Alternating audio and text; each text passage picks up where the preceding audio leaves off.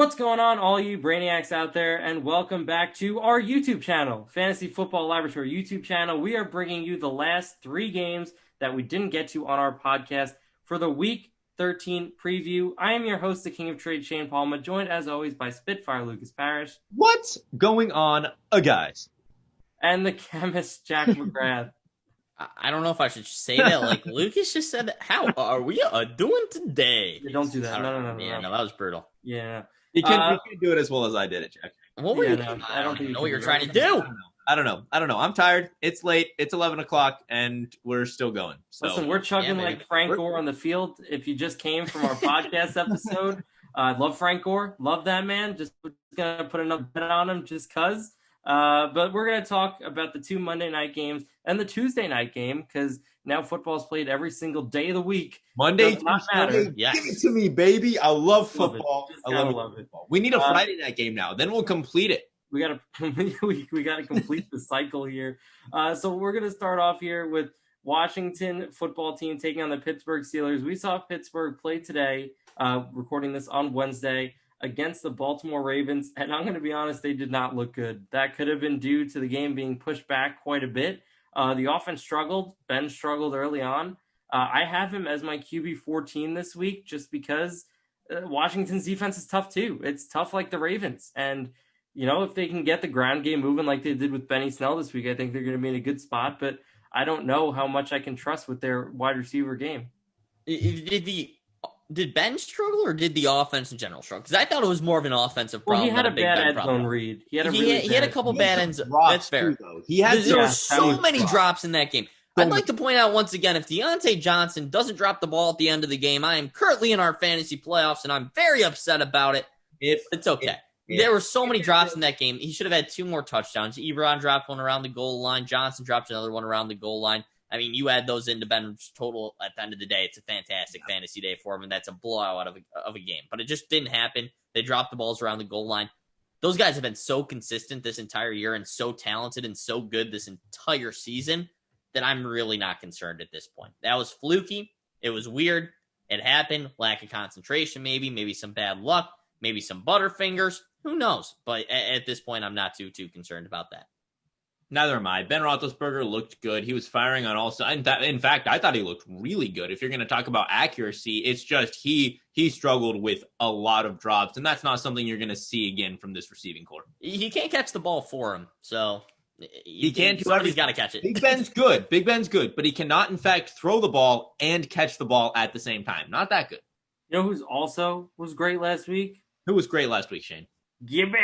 Antonio Gibson as the RB2 in fantasy PPR scoring formats. He played 65% of the snaps, which was it tied his season high all the way back to week 2.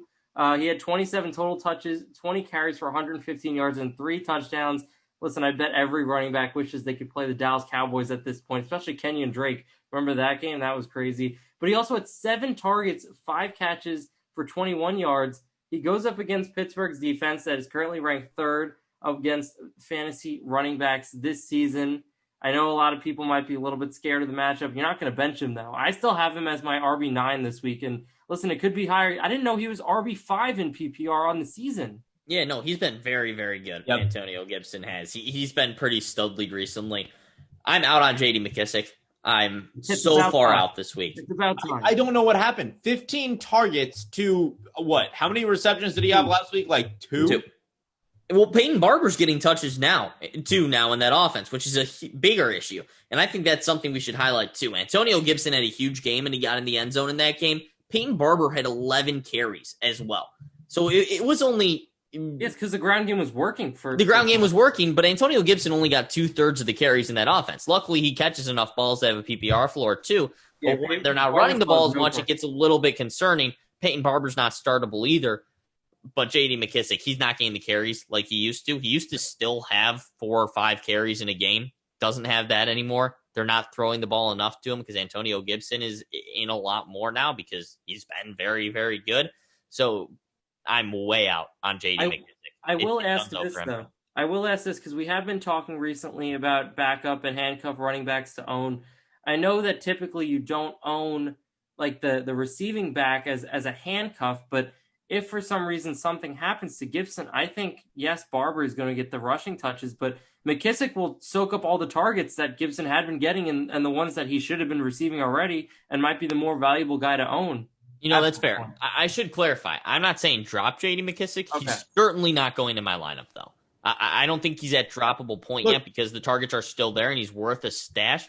But I agree with you. And they're similar runners, Antonio Gibson and J.D. McKissic. So if Antonio Gibson were to go down at some point, then J.D. McKissic will be the guy stepping in. They don't have the easiest of schedules. After Pittsburgh, they have San Francisco, then Seattle, whose run defenses are both solid. And then they get Carolina as well in Week 16. So it's not like it's a cake schedule, but the touches would be there for J.D. McKissic, yeah. Yeah, look, J.D. McKissic, I think he has 15 targets in him. We've seen it. The issue is, are we going to see it again? I'd like to think so, but as of right now, I'm quite skeptical. J.D. McKissic is not he's at 28 in my rankings this week, and he's that high purely because the possibility of him getting, between 5 and 10 targets is absolutely there. It's just I don't know how much I trust it. Just a shout out to Scary Terry McLaurin. Just want to say his name. Just want to get it out there. He's obviously startable. I still think he's a wide receiver 1. Hasn't put up wide receiver 1 numbers the past 3 weeks, but targets are still there. And the receiving yards are still there. He just has to find the end zone. That's the only thing he's missing right now. It'll come. And I'm just going to jump back to that Gibson talk again, just Gibson and McKissic. It's worth noting that J.D. McKissic also disappeared in Week 7 when Washington played Dallas for the first time, and Antonio Gibson also had 20 carries in that game. By far his 2 highest carry numbers this year have both been against Dallas in Week 7 and Week 12. So I think they do see something against Dallas. I was saying that coming in, where Antonio Gibson obviously favors that matchup. Still fading McKissic, but I just wanted to throw it out there that it is worth noting that a lot of that could have been due to game plan as well. All right, let's talk now about the next game on Monday night. I'm going to be honest. I like the Monday night doubleheaders. I do like that. I like having the afternoon game on a Monday and then finishing with that Monday night game. If only it ended right there. Tuesday kind of stretches it a little bit. Yeah, it goes a little far. But let's talk about it. The San Francisco 49ers taking on the Buffalo Bills. Deebo Samuel, I think he's the story right here. Last week in PPR, he finished as the number 9 overall receiver, came back from the injury right off the bye week, 13 targets, 11 receptions, 133 yards, didn't even need to find the end zone, didn't rush the ball once, and he's known for running the ball. He gets at least 1 carry every single week, and some weeks he turns that into a touchdown. Last week he didn't see any of that, and that was against the Rams. The Rams secondary, which is extremely tough, this week goes up against Buffalo Bills. Their secondary is, so-so this season besides Tre'Davious White, but still, I think Deebo Samuel is a legitimate wide receiver too. If we remember what he did at the end of last season. Ayuk back, do you think that has any effect on Deebo? Helps him. I would agree with Shane here. I don't think it hurts him at all. I think those are both guys that'll get touches and I love both of them. Get catches. I like Deebo Samuel a lot. He looks so good in that game, just eye test wise too. It was insane. He was plowing through guys. He was making great catches. He was running great routes.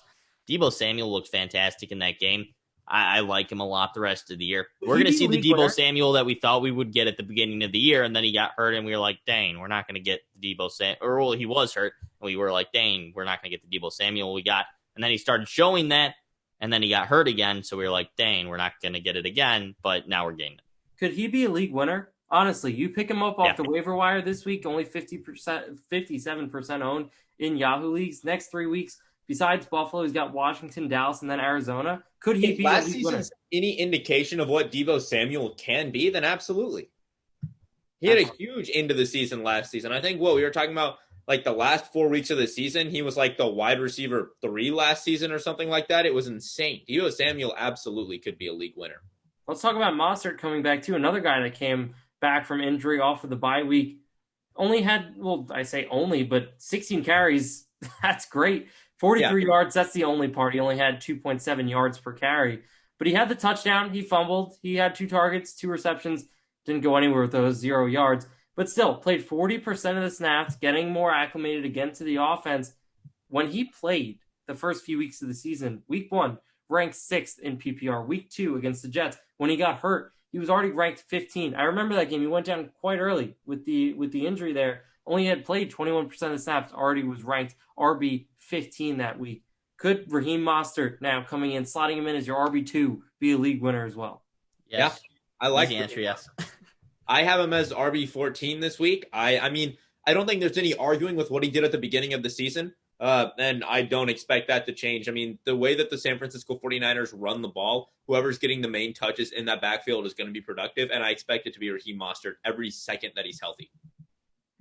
Let's talk about the Bills side of the ball. Stephon Diggs, last week against the Cardinals, he finished as wide receiver 40.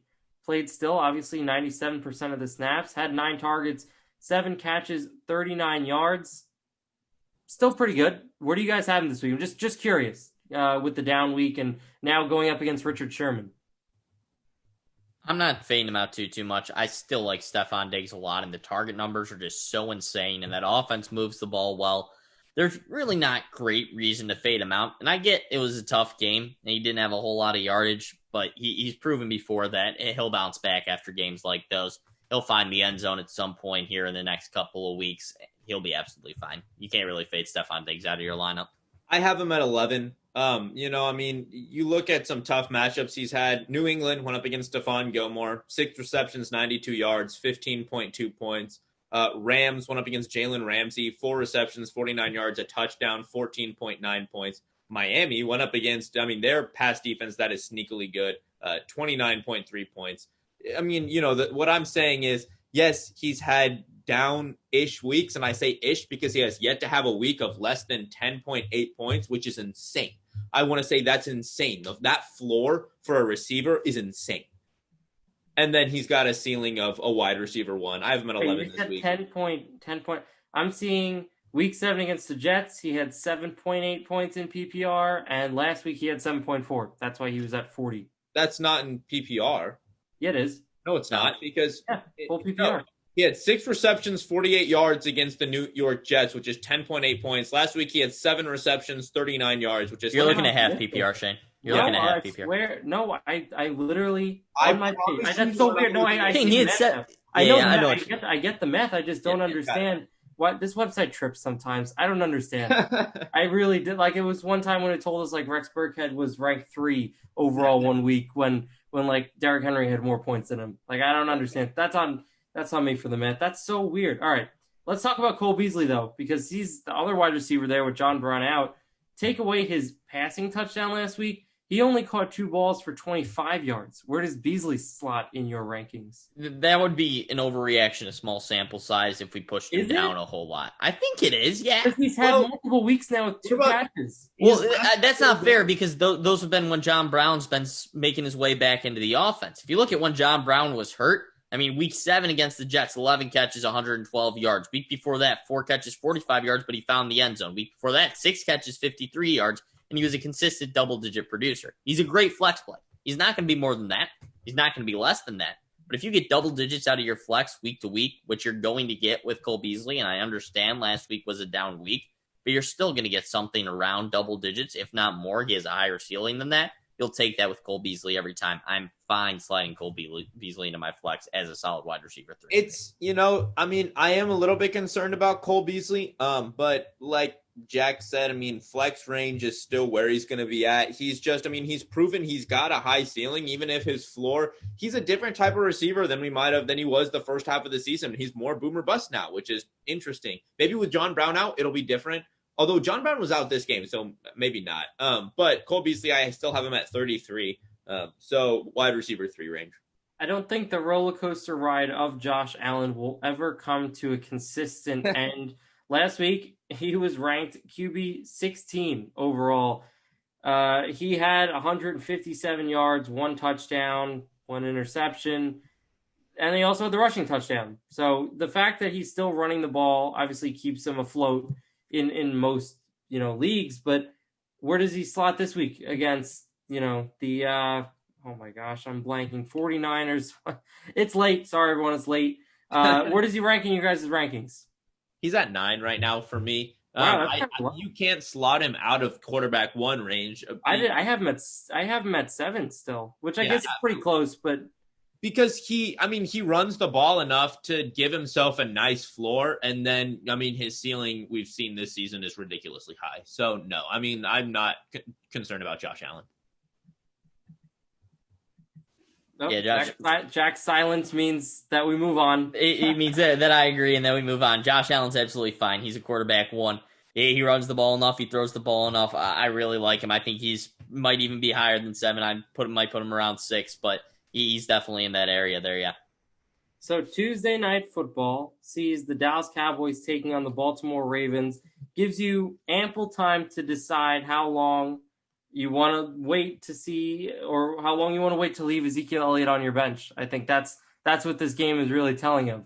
I'm going to be honest. I have him in one league, and I will not be starting him at all. I have decent options above him. I have Robinson and Montgomery in his place, and a flex that does need to be filled, but it certainly won't be filled with Zeke. Yep. If you have Robinson and Montgomery, I've got those guys significantly higher. I have Ezekiel Elliott at 22 this week. I have him at, I have him higher than you. I have him at 21. Wow. Ezekiel Elliott will get the touches, and his workload is high enough to keep him from falling out of RB2 range, because if he gets into the end zone with his workload, if he gets more receptions, which fingers crossed he will, he gets 15 plus carries every single game, he's going to have a productive outing. It's just that we've seen the floor, and the floor is not good right now. And the floor is last week when he doesn't get 15 carries and he only gets 10 carries in a game. Suddenly you're like, whoa, the volume went away for Ezekiel Elliott? That doesn't happen. He fumbled. But it happened last week. He fumbled again. He's been fumbling a lot recently. Exactly. You can't really trust him at this point, and that's why he's dropping out a little. I think he is still a little bit higher. Last week was a bad week for him. He only had 10 carries. They have to run the ball more with Ezekiel Elliott if the Cowboys want to win.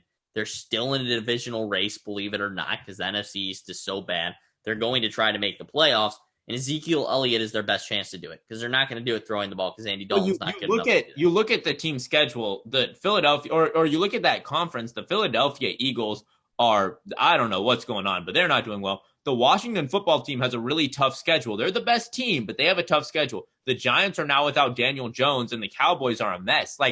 That division is so up in the air. I was saying we are not going to see a 7-9 team. There's a chance we don't see a 6-10 team. At this rate, it very well could happen. I thought the website was bugging out again, because I looked at the bottom and it said that on the season in PPR, Zeke is ranked as the 8th overall running back.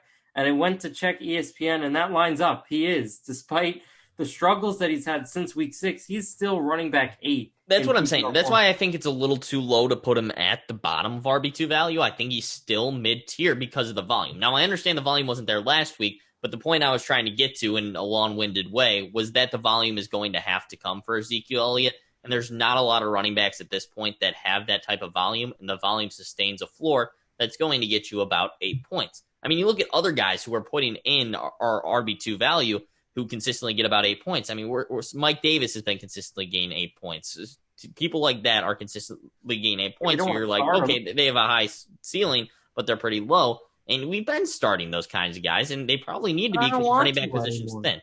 Well, and you have to. Who else are you going to start? The Washington football team has a good defense, and it's a divisional matchup. In divisional matchups, weird things happen. You look at his Zeke has his lowest scoring game against the Washington football team. Both of his lowest 2 games are against the Washington football team. That's you crazy. Look at week 9 against Pittsburgh, 8.9 points isn't great, but if that's I guarantee you Frank Gore will get more than that for you this week.